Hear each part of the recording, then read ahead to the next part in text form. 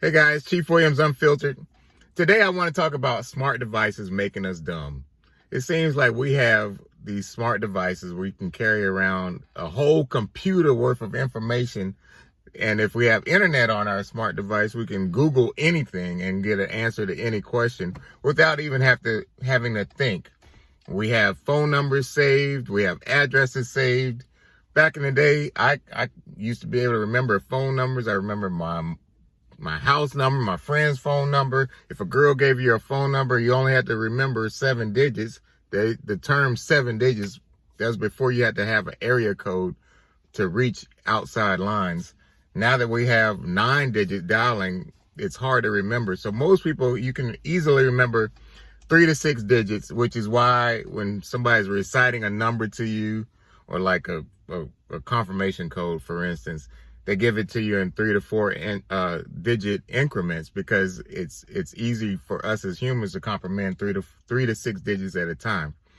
But now we don't have to remember numbers. We don't have to remember addresses. We don't even have to remember how to get somewhere. You just put it in GPS, doop, doop, doop, doop, and follow GPS blindly, even though we know, wait a minute, I should probably be going this way, but maybe the GPS knows something better. And it doesn't know it.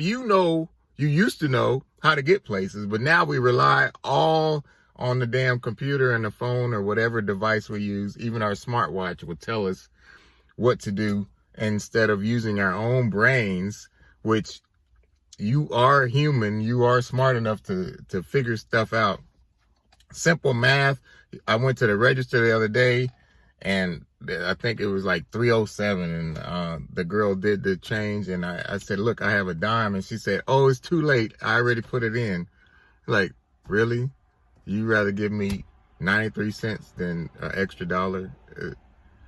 It's too late. And people don't even know how to calculate simple math and arithmetic in their head anymore. Spelling is off. We don't know how to spell anymore. We rely on the autocorrect. But then you have the wrong grammar, so people can mix up poor, P-O-U-R, and P-O-O-R, or of course. You spell it C-O-A-R-S-E instead of C-O-U-R-S-E. We get all these two and two, T-O-O, T-O, and T-W-O confused. And the classic of all time, your and yours, you're the possessive as opposed to you are, Y-O-U apostrophe R-E. How do we get those confused? I'll never understand. People say, oh, you was right. You was right. No, you were right is the correct way to say that. We text each other, you busy. You busy is that's not a complete sentence. So what happens is, because we type and text in these incomplete shorthand ways, we think that we can speak in those shorthand ways, which is incorrect. And then you go to turn in a paper, whether it's for school or for work or whatever, and it's grammatically incorrect, and because you're not practicing speaking or writing correctly. And I think it's the smart devices are really doing us a disservice. Another one is taking tests. So back in the day, we used to study for a test. But now, especially if we're taking an online test, we'll spend hours trying to find the answers to the test instead of actually studying the material to understand the material to pass the test. It's much easier to just get the answers off of Quizlet.com or whatever resource you can find to answer the questions instead of actually comprehending the information.